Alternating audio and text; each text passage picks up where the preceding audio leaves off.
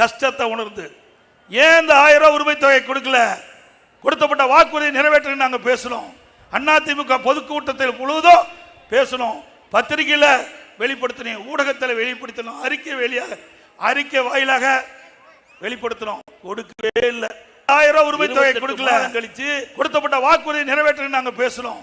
அதிமுக பொதுக்கூட்டத்தில் முழுவதும் பேசணும், பத்திரிகையில் வெளிப்படுத்தணும், ஊடகத்தில் வெளிப்படுத்தணும், அறிக்கை வாயிலாக வெளிப்படுத்தணும். கொடுக்கவே இல்லை. 28 மாதம் கழிச்சு தொடர்ந்து பேசுகிற காரணத்தினால ஏதாவது பெண்கள் இடத்திலிருந்து எதிர்ப்பு வந்து விடுவோம் என்று அஞ்சி அப்புறம் தான் கொடுத்தான்.